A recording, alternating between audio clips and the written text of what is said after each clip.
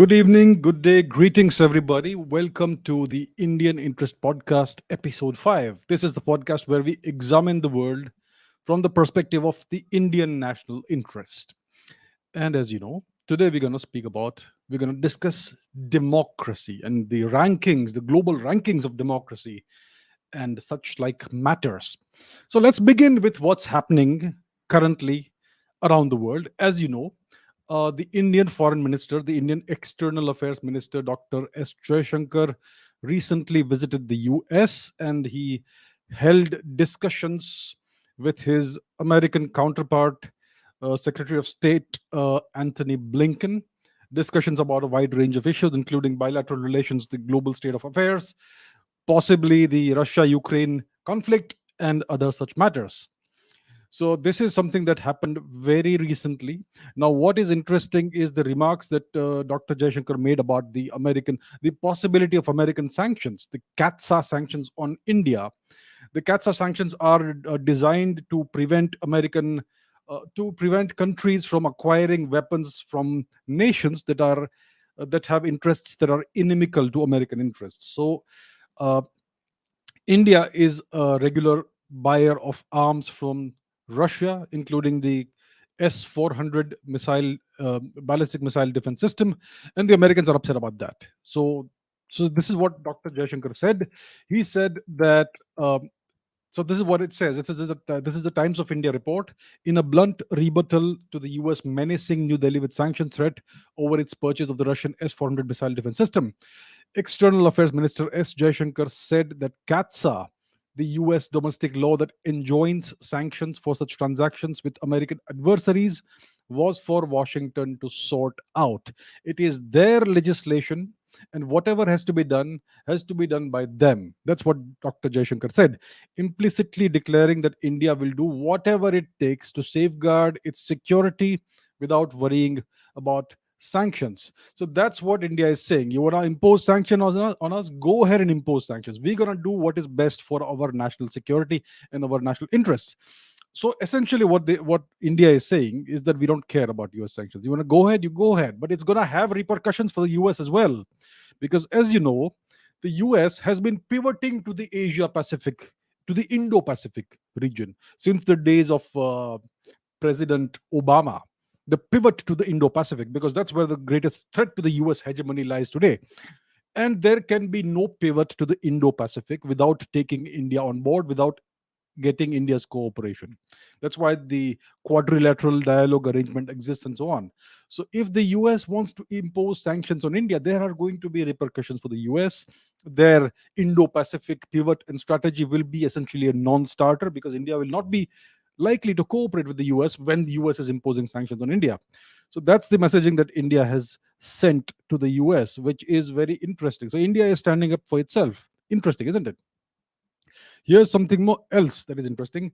So Dr. Jaishankar said that for Indo-US ties to grow, it is equally necessary that there is a better understanding of India and the world on the part of young Americans. Your appreciation of a civilizational state and a fellow democratic polity that is daily overcoming enormous odds is essential. That's what Dr. Jaishankar said.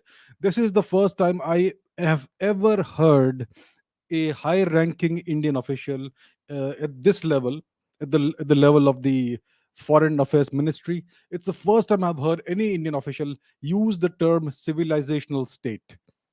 India in the past has always been diffident, and it has always defined itself as a Westphalian nation state, the way the West defines India. This is the first time India is standing up and saying that we are not what you say we are. We are what we decide we are. We are not a mere Westphalian nation state. We are a civilizational state. So we are different from people like you. That's what he is saying. So this is something that is very heartening to see. As you all know, I from the first day on this channel have been saying that India is a civilization state. It's not a mere Westphalian nation state, and I have been saying this for years on Twitter and other places. So it is really, really good to see the Indian government saying the same things now. India is changing. India is asserting itself on the global stage. India is emphasizing that it is different from the West. We may have certain apparently shared values or whatever, but we are a civilization state in our own right. The West is not that. So that is a very good development that I am seeing. India is standing up to Western pressure and standing up in its own right. Now, the other thing that came out of this dialogue is this. So, on human rights, India hits back at the US. That's what this headline says. So, India's External Affairs Minister S. Jaishankar has blamed interests, lobbies, vote banks, etc., and points to human rights violations in the US. Right? That's very interesting. Here's one more. India too has concerns about human rights in the US, says Dr. S. Jaishankar in a very strong pushback. Because the Secretary of State Blinken spoke about his concerns about the apparent human rights situation in India. So Dr. Jaishankar pushed back. He said that we Indians are also concerned. The Indian government is also very concerned about the human rights situation in the US. So that is something that you have never ever seen before.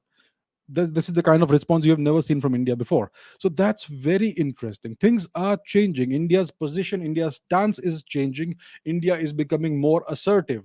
This is multipolarity. The US seeks a bipolar world. US and China and everybody else will be in one or the other camp.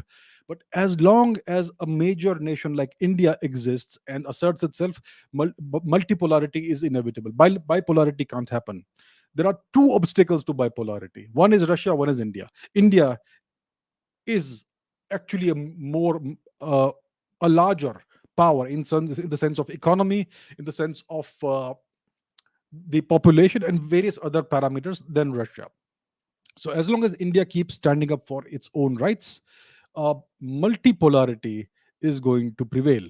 Now, it's interesting that they spoke about human rights. So let me share something about human rights uh, that from the US perspective. So this here is a sensitive but unclassified memo from the US State Department that dates back to 2017.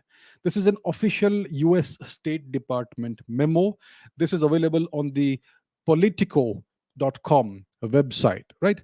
So this is from the Trump administration days. Now this memo talks about the realistic view of America's allies, the approach of President Wilson, the approach on human rights from the 1940s onwards, Presidents Roosevelt, Truman, President Eisenhower, the Nixon, Kissinger foreign policy, President Carter, and President Reagan, and so on and so forth. So the summary can be seen in the last paragraph. It says that one useful guideline for realistic and successful foreign policy is that allies should be treated differently and better than adversaries of the United States. Otherwise, we end up with more adversaries and fewer allies.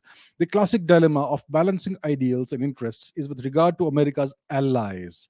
In relations to our other competitors, there is far less of a dilemma. We do not look to bolster America's adversaries overseas. We look to pressure, compete with, and outmaneuver them. For this reason, and listen to this carefully, for this reason, we should consider human rights as an important issue in regard to US relations with China, Russia, North Korea, and Iran. And this is not only because of moral concern for practices inside those countries. It's also because pressing those regimes on human rights is one way to impose costs, apply counter pressure, and regain the initiative from them strategically. What does that mean? What are they trying to say? So, this is the leaked memo from the Trump administration era. So, this is what it says. The US should use human rights as a club against its adversaries like Iran, China, and North Korea, while giving a pass to repressive allies like Philippines, Egypt, and Saudi Arabia. Allies should be treated differently and better than adversaries. Otherwise, we end up with more adversaries and fewer allies. Isn't that interesting? So, when it comes to countries like Saudi Arabia, when it comes to Egypt, when it comes to Turkey, the US is always silent on human rights, despite what we know very well about these countries' policies on human rights. But the US will talk about human rights when it comes to other countries, including India. So it kind of treats India like not a friendly nation. It The US keeps on lecturing India on human rights. That's what we have seen repeatedly. And that is interesting, my dear friends. Why is it interesting? Because they have the same approach when it comes to democracy. And as we know, today we are discussing democracy. So the US approach towards human rights is essentially the same as its approach towards democracy.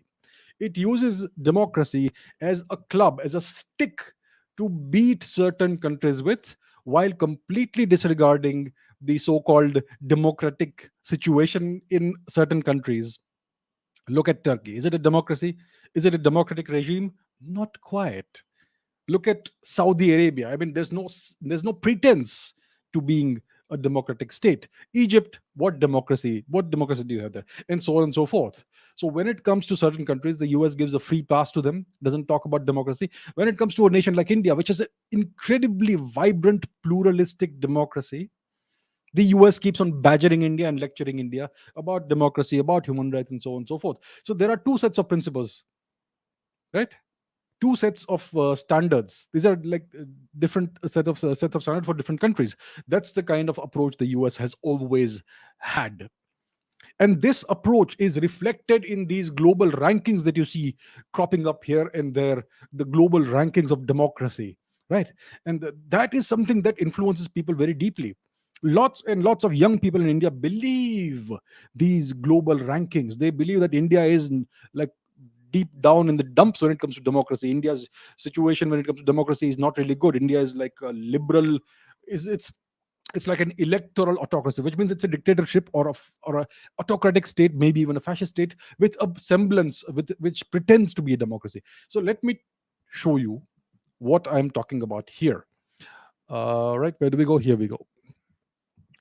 So let me share my screen and explain what I mean by this. So this is a map that has been put out by this organization called Our World in Data. Political Regime 2021, based on the criteria of the classification by so and so Lurman et al. 2018, and the assessment by VDEM's experts. Who are these experts, I wonder? What methodology did they use in assessing these nations? So if you look at this map, it tells you that this map claims that India is an electoral autocracy, the same as Russia, the same as Kazakhstan, and same as many African countries, and so on, the same as Turkey, the same as Iran, the same as Iraq, and so on. And interestingly, over here you see Ukraine. It says Ukraine is an electoral democracy, which is better than India. Ukraine is a joke. The Ukrainian regime, the Zelensky regime, is a US puppet. In 2014, there was a coup that was carried out in Ukraine by the Americans, and the constitutionally elected government was ousted, and a new government was put in place unconstitutionally. It was done not in accordance with the Ukrainian constitution. You call that an electoral democracy in 2018? What kind of a joke is this? So this is one example of these ridiculous global rankings of democracy that you see. Now there's more to this. Let me show you more. Um, there is something called the democracy index. Let me share that, and let's discuss that. Let's analyze that. So statutory warning, the statutory disclaimer: Wikipedia is not necessarily a reliable source of information, especially when it comes to India and Indian history and Indian culture, which is very greatly misrepresented. In this case, I am just using it for reference, and over here in this case the data seems to be reasonably accurate. So there is this thing called the democracy index. It is published by the Economist Intelligence Unit, a research division run by the Economist Group, a UK based private company which publishes the weekly newspaper, The Economist. It is akin to a human development index and so on. This is something that is put out every year, it is updated every year. So let's take a look at the rankings over here. So these are the 2021 rankings of countries, democracies. So there are categories here. Regime type. There is full democracy. There is flawed democracy. There is a hybrid regime. There are authoritarian states, and so on. Right. So if you look at the top 10 countries, you will see Norway, New Zealand, Finland, Sweden, Iceland, Denmark, Ireland, Taiwan, Switzerland, Australia. And then you have a bunch of other countries. The US comes at number 26. It is classified as a flawed democracy. And this index claims to be accurate to an accuracy of two decimal places. Right? And if you go further down, you will find that India is at number 46. India is apparently a flawed democracy, and India's rating has been declining since 2019. This is 2020, this is 2019, this is 2020, this is 2021. So it's India's current ranking is 6.91 based on a variety of criteria. That's what this ranking system says. It says that South Africa and Slovakia are better than India, and so on. That's what it claims. And Brazil is close to India, and so on. So these are the rankings. Trinidad and Tobago is a better democracy than India. Malaysia, of all countries, is a far better democracy than India. Malaysia, would you believe it? You know who's hiding in Malaysia? Some certain Indian fugitives are hiding in Malaysia. So that's the situation. Botswana is a better democracy than India. Portugal is better. Chile, Spain, US, Israel, and so on. France apparently is a flawed democracy. Israel is one too. The UK is at number 18, and so on. So these are the rankings that you see. That is put out by the Economist Intelligence Unit. Now the question is, what are the criteria they use for these rankings? And these criteria have not been transparently published in a decade.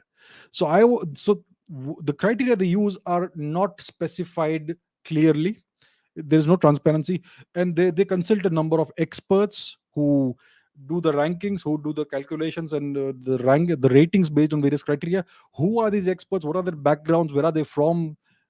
Are they employed by the economist? We don't know anything about that. But in the past, about a decade ago, they had published the methodology that they were using at the time. So I was able to dig that out from the internet. It's not available anymore online, but it's still uh, a snapshot has been captured on the Wayback Machine. So this is a report from 2012 from the Economist Intelligence Unit. In that, it talks about there is a ranking system here, and it also talks about the methodology that they've used. So let's go down and take a look at what sort of methodology are they using, were they using at that time. So there is let's go further down. There has to be on the scoring system. We use a combination of dichotomous and 3-point scoring for the 60 indicators. There are 60 indicators that they use. Dichotomous 1 to 0 scoring system, 1 for a yes and 0 for a no answer.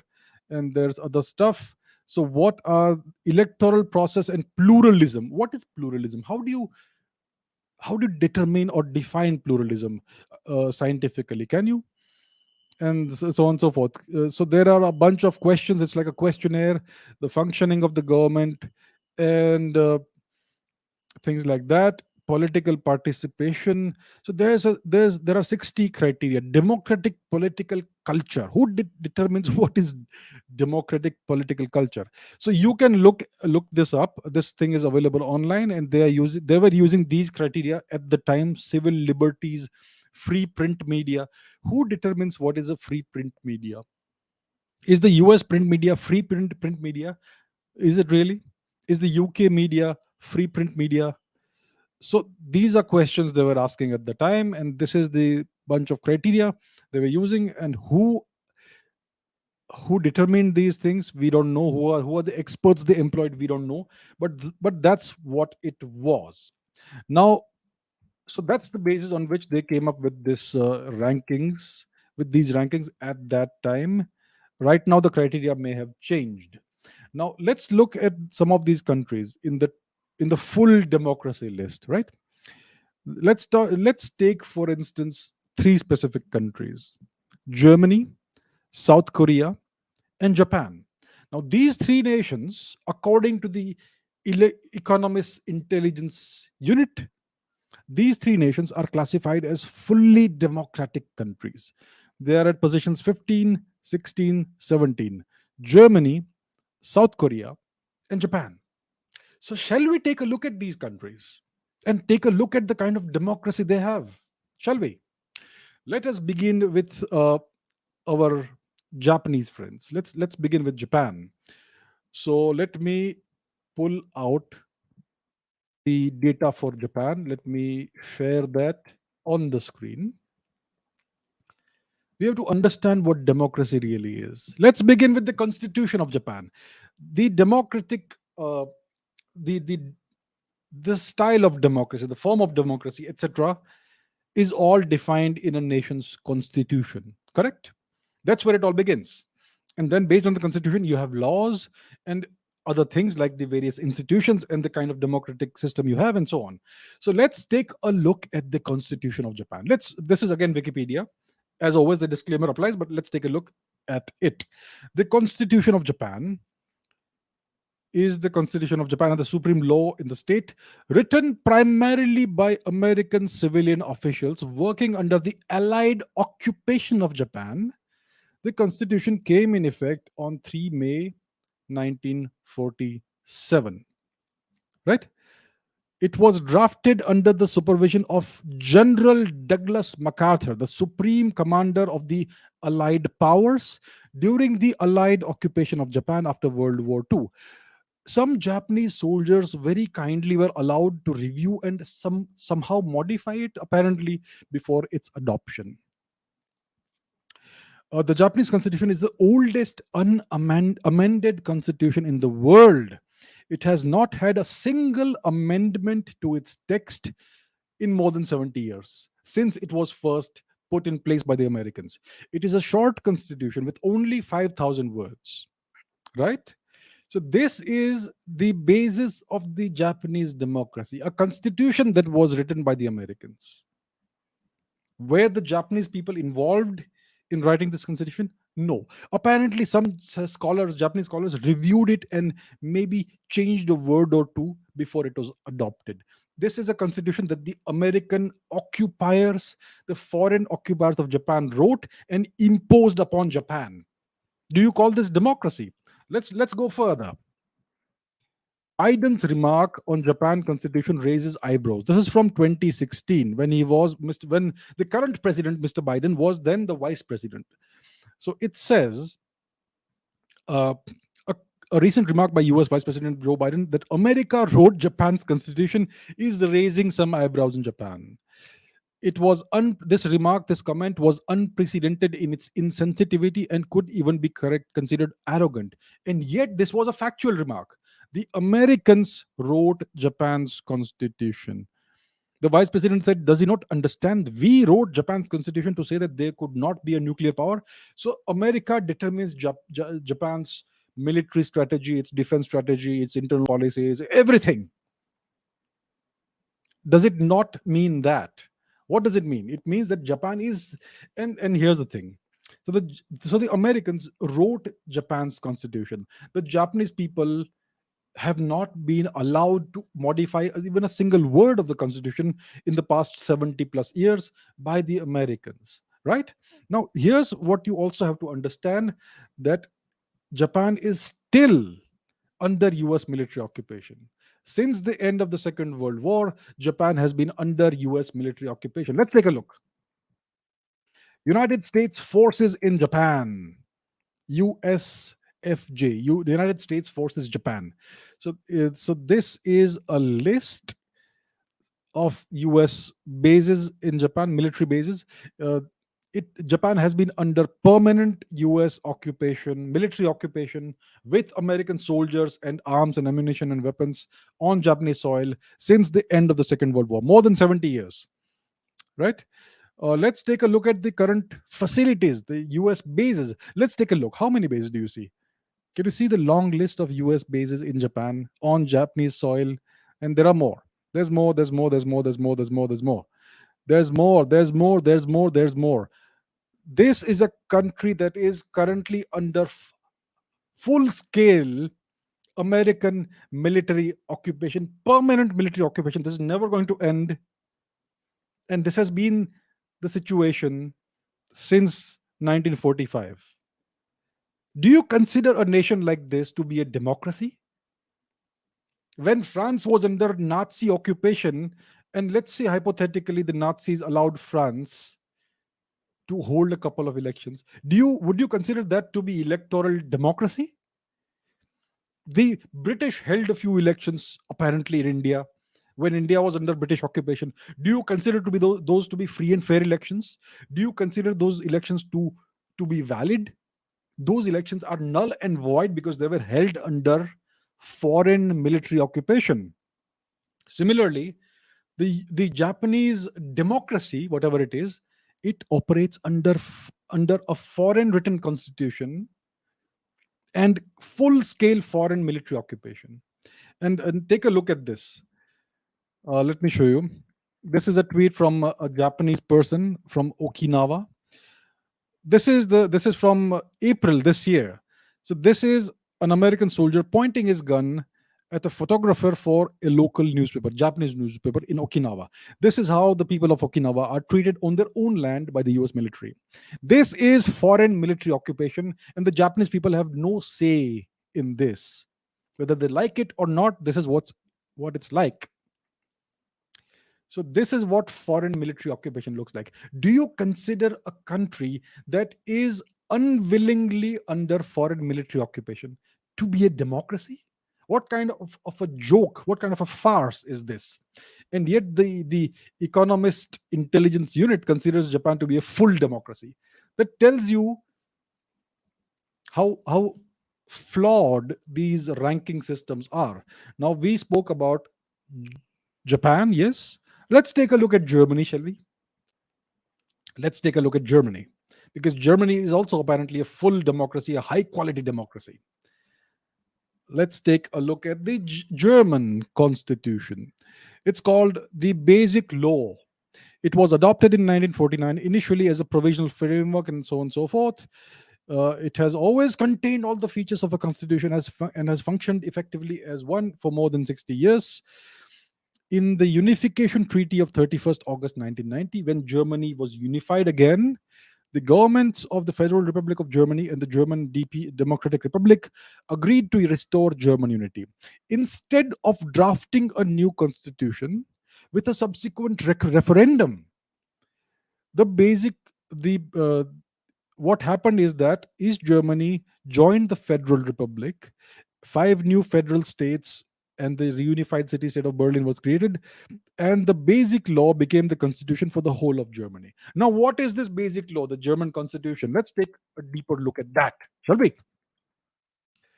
Okay, it is essentially the old West German constitution. After reunification, the same West German constitution was imposed over the entirety of Germany. All right. So the West German constitution was approved in 1949 and came into effect on 23rd May of that year, after having been approved by the occupying Western allies of World War II on 12th May. This is a constitution that has been approved apparently by the occupying Western allies of World War II. Which were the allied states of World War II? There were 4 allied states: the US, the USSR, the United Kingdom, and France. These were the 4 allied nations of World War II. Now, which were the Western allies? That excludes the USSR. The Western allies are the US, the UK, and France. So this constitution was approved by these 3 occupying powers of West Germany. And when it comes to the occupying powers, those 3 allies, there's only one that matters, which is the United States. So essentially, the German constitution was approved, which means it was written more or less by the United States and the allies, in the Western allies. And that has been imposed upon Germany. So it is not a constitution that reflects the will and the wishes and the desires and the aspirations of the German people and the German nation.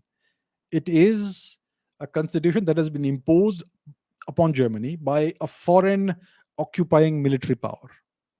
Same thing as Japan. Same thing as Japan. And you can, in the preamble, the constitution was declared, in the preamble to the constitution, its adoption was declared as an action of the German people. And so on and so forth. This is the kind of thing, the kind of joke that you see in Germany. So the German constitution was essentially written by foreign occupiers, and it is still being used in Germany today. I'm not sure if there have been any revisions or whatever, but it's been applied on the entirety of Germany after the reunification of Germany in 1990, 91, or whatever. Now, let's further look at Germany a little bit more in detail, because Germany, unfortunately, is also, just like Japan, Germany is also under permanent US military occupation. Let's take a look. List of United States Army installations in Germany. And this is a map of that. You can take a look. And there's a whole bunch of existing institutions, supposedly former installations, such a long list. And there must be much more that may not be mentioned here. These are existing US installations or military bases in Germany. Germany has been under permanent US military occupation since the end of the Second World War. So, just like Japan, Germany is also a country that is under foreign occupation, a country that is under permanent foreign occupation, and a country whose constitution was written by foreigners and imposed involuntarily upon the people and the nation of Germany. How can such a nation be called a democracy? And let's look a little bit further. Nuclear sharing, they call it. This is a list of nations over here, this little table here on the right. This is a list of nations where the United States has emplaced its nuclear weapons: Belgium, Germany, Italy, Netherlands, and Turkey. And there are an estimated 20 US nuclear weapons on German soil. Do you think the Germans control these nuclear weapons? No. But German territory is being used by the Americans uh, to keep nuclear weapons there, which are typically going to be pointed at Moscow and other Russian uh, cities, I suppose. So this again, have they taken the permission of Germany? I suppose technically they would have taken permission. The Japanese and the German government would have technically agreed to it. But did the German government have any choice? So that's the thing. So once again, just like Japan, Germany is under permanent US military occupation. The German constitution was most likely drafted and certainly approved by the US, and it does not reflect the will and the aspirations of the German people and the German nation. Can you call such a nation a democracy just because they have elections in a regular way? Does it mean it's a democracy? You have a foreign constitution and foreign laws on you, and the foreign military power occupies your country, but they allow you to hold elections, and that's why you're a democracy. That is not the definition of a democracy. A democracy is a country that is completely free from external interference. It has a constitution that reflects its own national cultural values and its own aspirations as an independent country. Its laws must reflect that. Its governance system must reflect that. That's called a true free nation and a free democracy. Germany does not fit those criteria, does not meet those criteria. Neither does Japan. Now let's also take a look at South Korea, since we are talking about democracy, shall we? Let's take a look at South Korea. So once again, South Korea. Now, if I talk about the constitution, let's take a look at the history of South Korea, recent history, past 70, 80 years. So we had the so-called Korean War in the 1950s, which was a proxy struggle between the US and the USSR, essentially. And the proxy for the USSR was China, and then China became a power in its own right. So they fought in Korea. The US did not want communism to make inroads beyond China, and the Chinese sought to influence the nation of Korea. That's why there was this war. In very brief, it's a long history to that. So this war was fought in the 1950s. Uh, and then Korea was divided into North and South. North was influenced by the Chinese. The South was influenced by the US, and the southern part of Korea has been under permanent US military occupation since the 1950s. Now, the South Korean government has undergone lots of changes. There have been like four, five, six different constitutions. South Korea underwent a period of dictatorship. There was a dictator who was then assassinated. There's a long history. You can look it up. I'll not go into the details. It's only in the late 80s that South Korea, I beg your pardon, took upon a semblance of some kind of democracy. So there is supposedly a democracy there. There's a constitution, there are laws, there is a head of state, and so on. But once again, this country is under permanent US military occupation. The US says it for the protection of South Korea and so on, but that doesn't change the fact that the country is under permanent US military occupation, and I can show you the evidence of that. List of US army installations in South Korea. It's an extensive list, as you can see, lots and lots of military installations, army, and so on. So South Korea is under permanent US military occupation, and that's not all. This has had a deep cultural effect on South Korea, which I can demonstrate here. This is a report by the Pew Research Center. 6 facts about South Korea's growing Christian population. Today, no, not today, in 2010, 12 years before today, 29% of South Koreans were Christians. Right. So as of 2010, 46% of South Korean people said they had no religious affiliation, which means they were essentially more or less atheists. 29% were Christians and 23% were Buddhists, which means that Buddhists had already become a minority in South Korea in 2010. I wonder what the situation is like today in 2022. And I can promise you that in the 1950s, less than 1% of South Koreans would have been Christians. So what happened? It is the consequence of the US military occupation of South Korea. Because when that happens, the missionaries will want a piece of the pie. They will want a share of the pie. And that's what they've done. And South Korea was desperately poor. It was a destroyed nation. And I'm sure there was a lot of missionary activity in supposedly rebuilding South Korea, humanitarian work, which comes at a price. You have to convert. So, South Korea, which has been a Buddhist nation for, I would say, at least 1500 years, it is their indigenous culture. Even though Buddhism has come from India, it is still something that was voluntarily taken up by the South Korean people. It was never imposed upon them forcibly. It is something they chose to adopt. So Buddhism has been South Korea's and Korea's, the whole of Korea's culture and religion, way of life, whatever you want to call it, for a millennium and a half at least. And today, their indigenous culture is being wiped out, it's being destroyed. Buddhists have been reduced to a minority in South Korea. So, this is what's happening in South Korea. This is demographic re engineering at work. And this is being done by the foreigners, by the Americans. So, do you call a nation that is under so much foreign interference, where so much foreign interference is happening, where the entire demography of the nation is being actively re engineered, do you call such a nation a democracy? How can you call such a nation a democracy? Right? A nation that is under foreign military occupation and whose demography is being actively re engineered, whose indigenous culture for 1500 years at least is now a minority. How is that a democracy? Just because you have elections doesn't make you a democracy. Right? Now let's talk about the science behind these democracy rankings.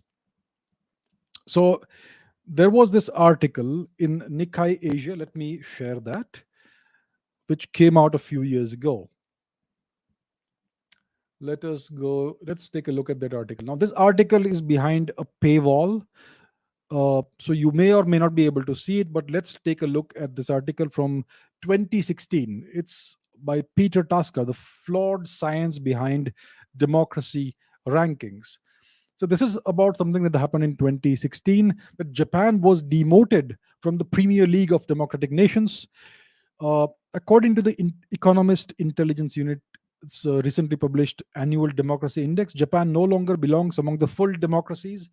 Its score has fallen. It has reduced its ranking from the 20th place to 23rd and pushes it into the inglorious category of flawed democracies, where India has currently been placed by these people.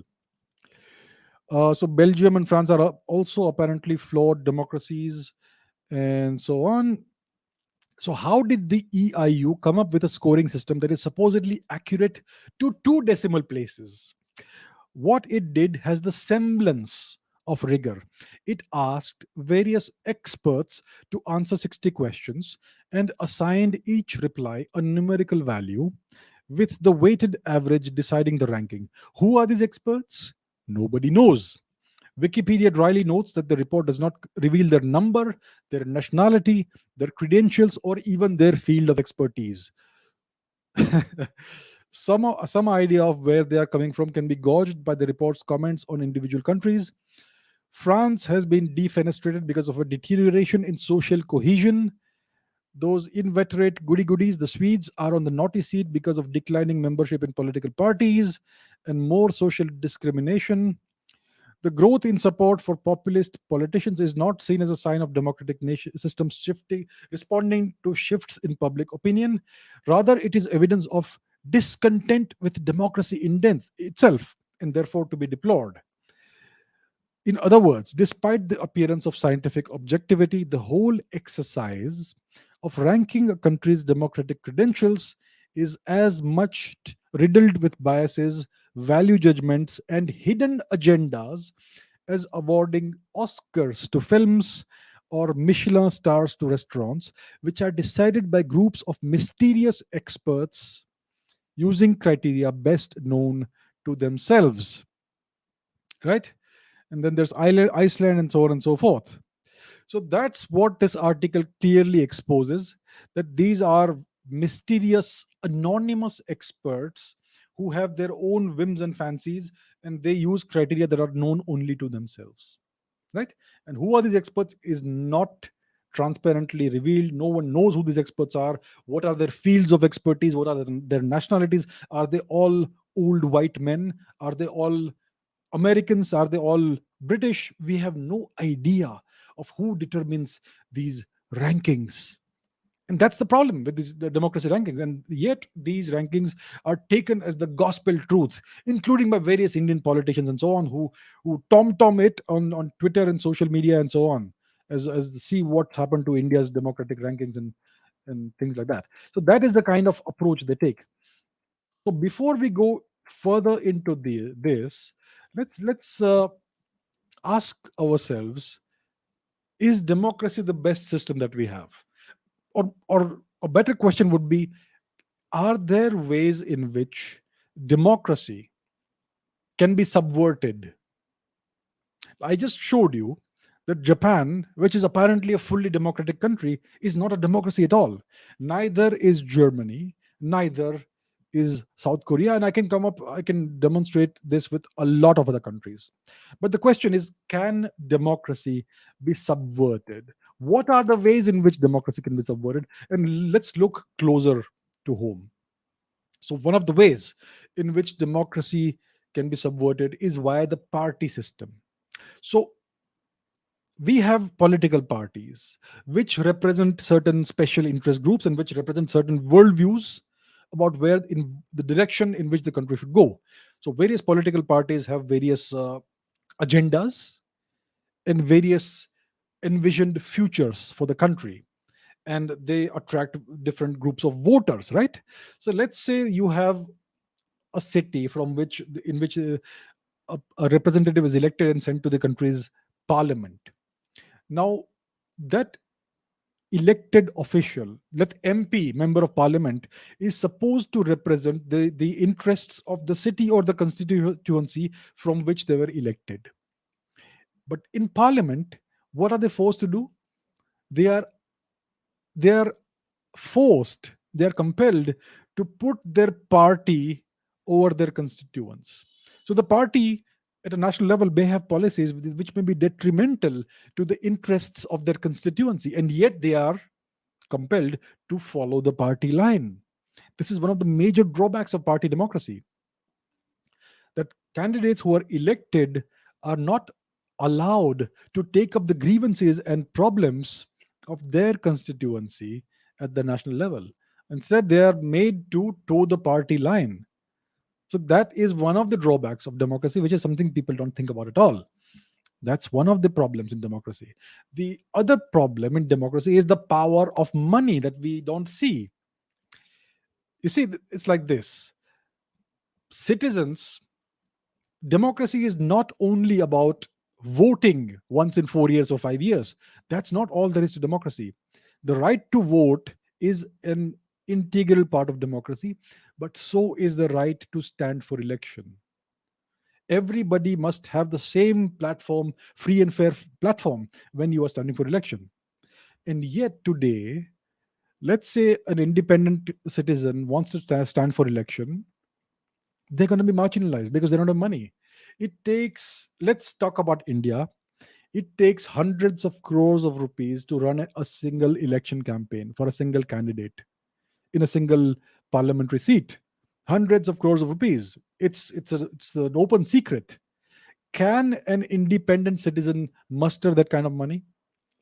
And if they don't spend that sort of money on advertising, on propaganda, on campaigning and all that, they will be invisible. Nobody will know who the person is and what they are standing for and what they are proposing. And therefore, there is this incredibly high barrier against standing for elections, against contesting elections, which marginalizes the common citizen. You can only have a chance, a genuine realistic chance of standing for election or being elected, if you go via a certain political party, and then you can enjoy the backing of the money that they give you. But as an independent candidate, you simply stand no chance. Very few independent candidates ever get elected anywhere, maybe a few here and there, but typically you can't.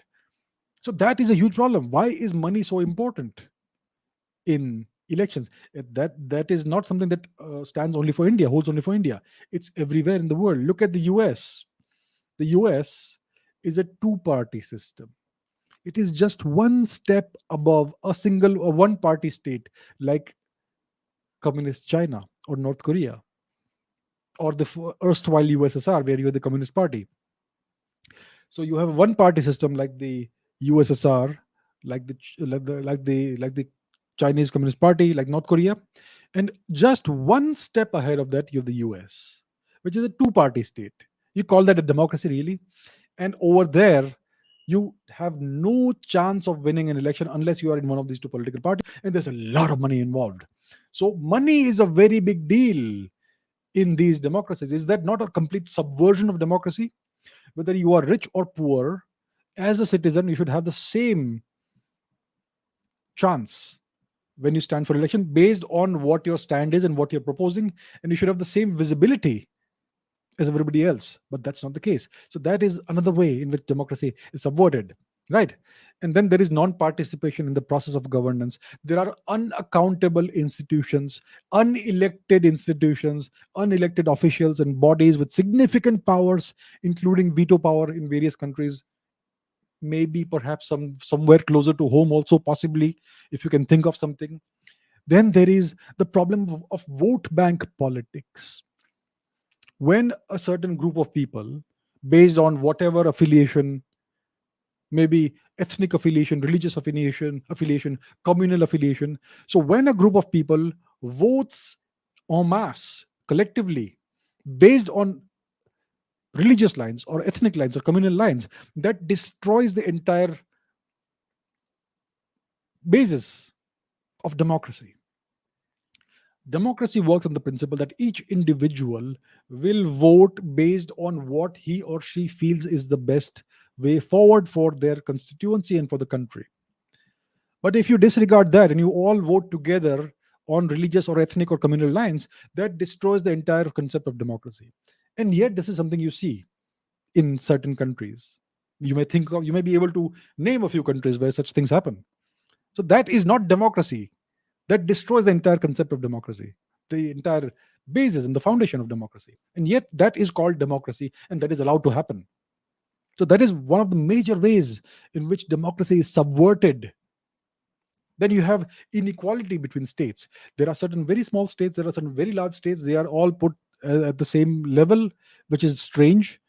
Ideally, every single state or province in a country should have approximately the same size and same population. That's when you have proper equality. That's not what you see in certain countries, some of the countries that you may be able to even name, right? So, and then you have this practice of not changing the size and the limits of constituencies as per the census data for many years. For instance, in some countries, the census never happens, like Ukraine, for 20, 30 years. So, is that democracy really? The Ukrainians have not held a census for more than 20 years. You call that democracy? So, they want to hide certain democratic uh, data points of their country. So, that is not democracy, that is autocracy. And that is something that still happens. And then there is this phenomenon that you have a country with a number of political parties and lots of candidates, so it's a democracy, right? And yet there is complete dictatorship within the political parties. Many of these political parties in certain countries that I can possibly think of, in certain countries that I can think of, many of these political parties are little more than family fiefdoms. These are like private corporations run by one family. And there is no democracy whatsoever within these parties. And that's why election after election, election after election, you find the same five, six candidates standing for election from the same parties. So even though the voters are allowed to vote once in 4 years or 5 years, depending on the country, you find that inside these political parties, there is no democracy whatsoever. It's complete dictatorship. That once again subverts and destroys the entire idea of what democracy is. This is not democracy. In a truly democratic nation, you must have democracy at all levels, including democracy within a party.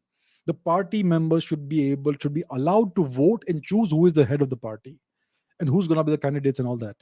Does that happen in certain countries? Does that happen in most countries? Does that even happen in certain very powerful countries? Think about it. You call this democracy? So that's a major problem. Then there is this problem of that there is no way to dismiss or impeach non-performing or inept or corrupt officials mid-term. Let's say you elect somebody for a 5-year term. After 1.5 years, you discover that they are indulging in corruption. They are not performing. They have no interest in doing what they were elected for. Should there not be a way of dismissing such people? But in most democracies, you don't see that, right? And then you have the problem of bureaucrats and police, for instance, in some countries, that they serve and protect the politicians, not the people. They have the wrong stakeholders. In some countries, in many countries, it's like this, that the police actually serves and protects only the politicians, not the common people. The bureaucrats, they serve the politicians, they serve the system, and they serve themselves, but they don't serve the people. Once again, wrong stakeholders. And there is no way whatsoever to sack or remove such non performing or inept or corrupt bureaucrats or officials. That destroys the whole idea of what the democracy is supposed to be all about, right? And then you have the problem in some countries of unjust, unfair laws that serve the wrong people, and laws that do not represent the will, the aspirations, and the culture of the country and its people. Can you think of any country where such things exist currently? Laws that don't represent the will and the aspirations and the cultural values of the people. You have such situations in certain countries. I can think of a few. So that is again not democracy. And if you talk about laws, let's talk about the constitution. I gave you the example of Japan. I give you the example of Germany, where you have a constitution that is essentially a foreign constitution written by foreigners. So laws and constitution that are foreign in nature or colonial in nature and are not in tune with the culture and values of the nation and its people. If you have a constitution that is like that, then you cannot call that nation a democracy. It is not a democracy. It's still either a nation under foreign occupation or a nation that is still colonized, depending on which nation you're talking about. Let's so let's take the example of the UK. The UK doesn't even have a constitution, and its head of state is a monarch. It's a king or a queen, currently a queen, right? And in the UK, the upper house of parliament is unelected. The House of Lords, they hold hereditary titles. They may or may not have a lot of say today in the functioning of the government, but that is the upper house of the parliament, which is completely unelected. And there are so many examples that you can give in various countries. So these are not truly democratic countries. So if you look at the situation worldwide, you will find that democracy, to a large extent in many countries, is a sham. It is a farce, right? So the question is, what about India? We spoke about countries all across the world. What do you think about India? Is India a proper democracy? India, first of all, I must say, I must point this out. India is the birthplace of democracy. Long before Greece ever existed, you had democratic setups in India, and not the democracy, the liberal democracy the United States speaks about. It was an Indian form of democracy. It is the original form of democracy. Later on, the Greeks adopted the so-called democracy. In Greek democracy, wealthy male males could vote.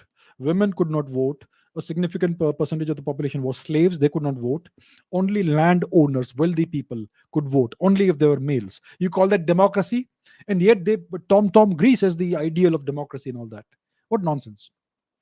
India is the birthplace of democracy. Long before Greece even existed, thousands of years before Greece existed, we had democratic setups in India. We had the Mahajanapada system, and even before the Mahajanapadas, you had these. We have the evidence of the Sapta Sindhu era of India civilization, the Saraswati Sindhu phase of our civilization, in which you don't find a single royal palace anywhere. The greatest buildings are communal buildings like assembly halls and bath halls and things like that. So it was an era of Indian civilization that had no royalty, and there's no evidence of warfare either, which means it was a highly developed, highly industrialized, completely urbanized, and highly democratic phase of Indian civilization. And from there, I imagine the Mahajanapada era came about. So India is the birthplace of democracy, but there was an Indian form of democracy, which means that Indians elected kings, and those kings were fully answerable and accountable to the people. And when a king either stepped down, or queen, whatever, either stepped down or passed away, then there would be a new election for a new king. That's how it was done.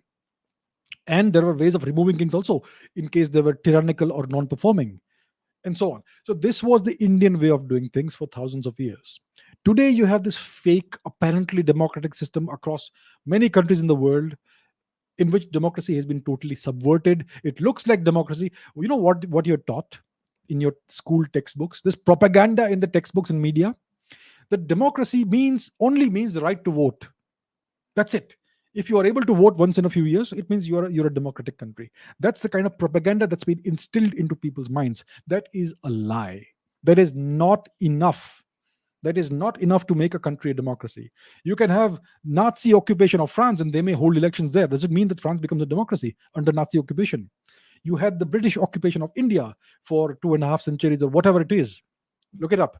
And they held a few elections in India in the 20th century. Does that make did it make India a democracy under British occupation, and so on? So we have to understand what democracy truly means. Whatever they've been teaching you about democracy is a lie. I have shown you a whole bunch of ways in which democracy can be subverted. Many of these nations in the top 20 rankings, in the top 20 of the economists rankings, are not democracies at all, and yet they are put on a pedestal as being full democracies. Let's take a look at that ranking again, shall we? Let's do that one more time. Let's take a look at those rankings. the democracy index. So, as you can see, there are three countries here which are under US occupation, which occupy places 15, 16, and 17. And they are called full democracies, which is a complete joke. It's a complete joke.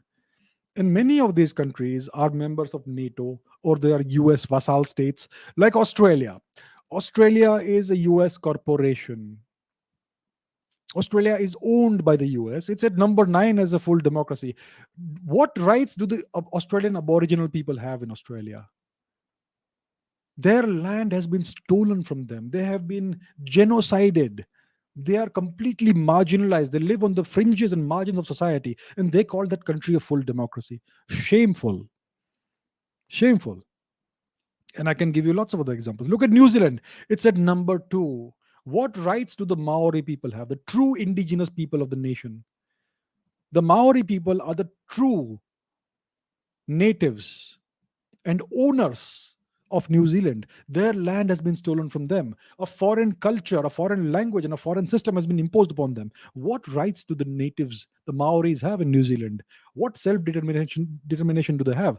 They again are highly marginalized, not as badly as the Australian Aboriginal people, but they are also marginalized in New Zealand, and so on, right? I can give you so many other examples like that. So all of these rankings, they make no sense. This entire system is a farce. The rankings are not transparent, and there are lots of problems. So we need a better way to rank democracies worldwide. Why hasn't India come up with a proper way of ranking democracies? Why hasn't India taken the initiative? Why hasn't any group or organization or individual in India taken up this initiative of ranking the global nations according to their standards of democracy in a completely transparent manner? Why hasn't it been done? Should somebody take it up? I think somebody should. So here's what I am announcing now. I am going to come up with my own ranking of democracies worldwide. Let's call it the Chavda Index since I'm doing it. So give me a few weeks. Hopefully by the end of May, I will publish my rankings of the world's democracies, and I will keep the criteria fully transparent in a way that anybody can see it openly how I have come upon the rankings, how I have calculated the rankings. So that is something I'm going to do. I'm taking this up and I'm going to publish it most likely by the end of May. So in a future Indian interest episode, I'm going to present my findings and my rankings of the world's democracies. So that is what I'm going to do. So with that, we come to the end of today's session. I have a couple of questions before I leave. Questions from you. Firstly, after seeing this entire presentation, what is your opinion about these rankings of democracies? Do you trust these Western rankings of democracies? Do you believe that the West and the US are more democratic than India? And secondly, are you happy with the kind of democracy we have in India? Or do you think we need improvements in the way the system is run? These are the two questions I would like to ask you. Please let me know in the comments below. Thank you very much for watching this, and I will see you in the next episode. Thank you very much for watching. Bye.